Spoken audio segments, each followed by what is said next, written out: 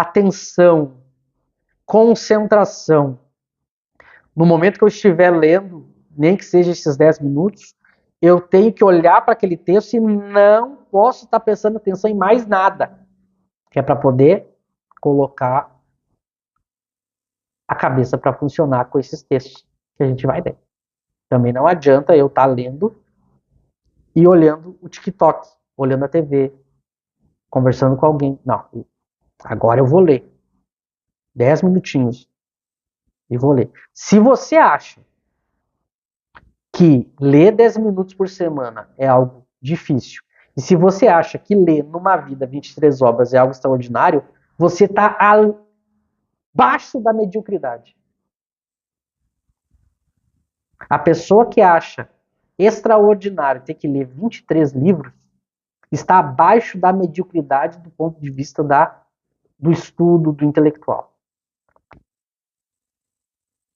Você vai na frente do espelho e diga para si mesmo, eu estou abaixo da mediocridade. É uma coisa dura isso, né? É uma coisa forte isso, mas é para a gente acordar. As dificuldades existem, o tempo é difícil, o Brasil é um país difícil no sentido de a gente ter acesso à leitura, tudo bem. Mas olhando de uma maneira sincera, conversando com o nosso interior, a gente sabe que se esforçando dá para ler Kardec.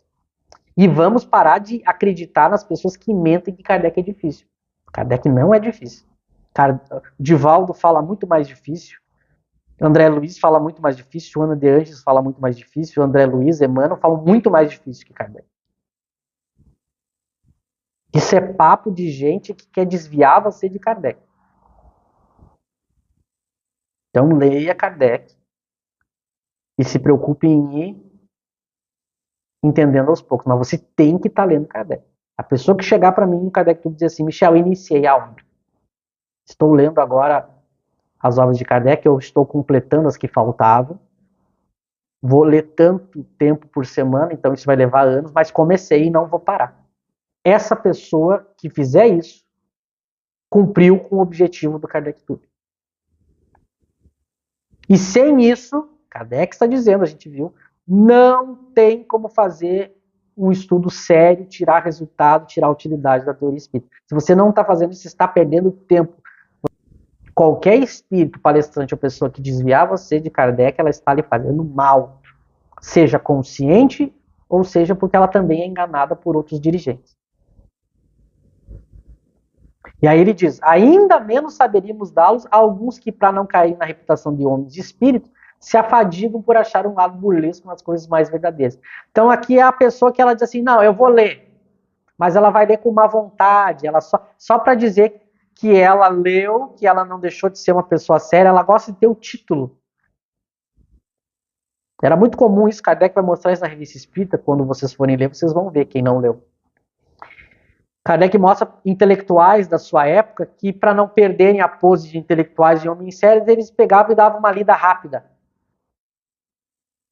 Mas eles já estavam, na verdade, com o pensamento de eu vou dar uma lida rápida para ninguém poder dizer que eu não li e me taxar de leviano, mas eles já estavam ali com o preconceito estabelecido em já negar o espiritismo, falar mal do espiritismo. Esse é o pior tipo de pessoa, que é a pessoa, então, que finge que está estudando, que está cumprindo esses requisitos. Essa é a pior. A pessoa que finge, ela está fingindo para poder extravasar o seu preconceito, a sua leviandade. Esse é o pior caso, né? E aí ele diz, a pessoa que não quer saber disso, a pessoa que não quer estudar isso porque julga que é uma bobagem, como diz Kardec, não tem problema, ninguém pensa em lhes violentar a crença. Ninguém é obrigado a estudar espiritismo. Ninguém é obrigado a acreditar, seguir o espiritismo. Mas, se ela não quer se dar o trabalho de estudar seriamente com os requisitos que ela deu aqui, então pelo menos ela respeita quem segue o espiritismo, quem gosta, quem estuda. Se ela não quer se dar o trabalho de estudar seriamente, então pelo menos ela não fale. Vejam como Kardec é lógico. Ninguém é obrigado a estudar, ninguém é obrigado a estudar Kardec. A pessoa estuda se quer. Agora a pessoa tem que saber que se ela quer aprender espiritismo, tem que ser assim como está aqui. Como o Kardec tudo deixou claro, como a gente está deixando claro.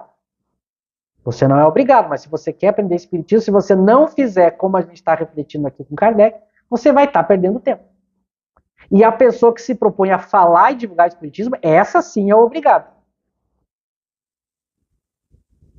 Se você se propõe a falar de espiritismo, divulgar espiritismo, coordenar grupo, coordenar carreira espírita, aí você é obrigado. Porque senão aí você está se propondo a fazer uma coisa e ao mesmo tempo não quer se qualificar. Então é muito importante que a gente tenha tudo isso em mente e reflita sobre isso.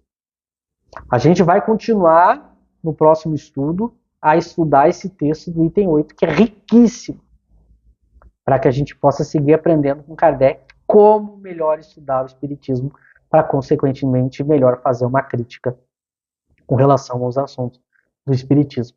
Até o próximo estudo.